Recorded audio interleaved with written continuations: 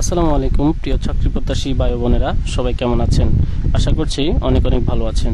আমি আপনাদের জন্য আজকে 638 পদের একটি বিশাল চাকরি নিয়োগ বিজ্ঞপ্তির খবর নিয়ে এসেছি।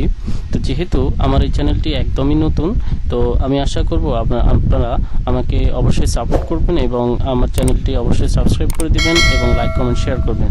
তো চলুন ভিডিও শুরু করা যাক। তো আমি প্রথমে আমার গুগল ক্রোম ব্রাউজার ওপেন করে নিয়েছি এবং আমি এখানে লিখব যে প্রাণী সম্পদ অধিদপ্তর। প্রাণী সম্পদ অধিদপ্তর গুগলে সার্চ দেওয়ার পরে হচ্ছে তাদের মূল ওয়েবসাইট যেটা .gov.bd dls.gov.bd তে আমি প্রবেশ করব। তো এখানে প্রবেশ করার পর তাদের হোম পেজটা দেখাবে। আমরা একটু স্ক্রল করে নিচে এসে নোটিশ বোর্ডে সকলে ক্লিক করব।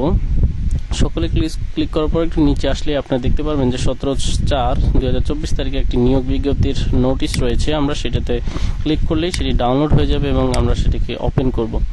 ওপেন করার পর আপনারা এখানে দেখতে পাচ্ছেন যে এখানে রয়েছে যে প্রথম যে পদবিটা সেটা রয়েছে ক্যাশিয়ার এবং যার বেতন গ্রেড হচ্ছে 16 এবং আপনারা জানেন যে 16তম গ্রেডের জন্য আপনাদের শিক্ষাগত যোগ্যতা লাগে হচ্ছে আপনার উচ্চ মাধ্যমিক সার্টিফিকেট অর্থাৎ ইন্টার পাস করা লাগে। তো যে সকল জেলার প্রার্থীরা আবেদন করতে পারবেন, এখানে কিন্তু যাদের যে সকল জেলার নাম দেওয়া আছে সেই জেলাগুলোর প্রার্থীরাই আবেদন করতে পারবেন। তো আমি বলবো যে এখানে যেহেতু নির্দিষ্ট কিছু জেলার কথা বলে দেওয়া হয়েছে সেহেতু নিঃসন্দেহে এখানে হচ্ছে কম্পিটিশনটা কম হবে।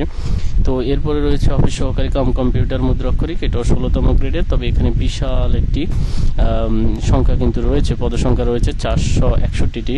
এরপর হচ্ছে ল্যাবরেটরি টেকনিশিয়ান, এটাও 16 গ্রেড, আর এখানেও কিন্তু 39টি। এরপর স্টোর কিপার, এখানেও বেতন গ্রেড 16 এবং এখানে 4টি পদবি রয়েছে।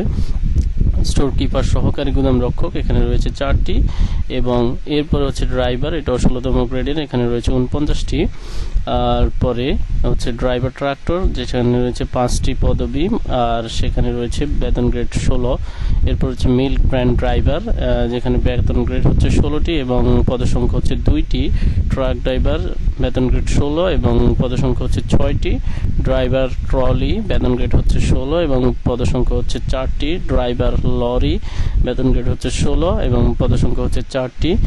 এবং পিকআপ ড্রাইভার বেতন গ্রেড হচ্ছে 16 এবং পদসংখ্যা হচ্ছে 2টি। ড্রাইভার পাম্প চালক বেতন গ্রেড হচ্ছে 16, পদসংখ্যা হচ্ছে 4টি।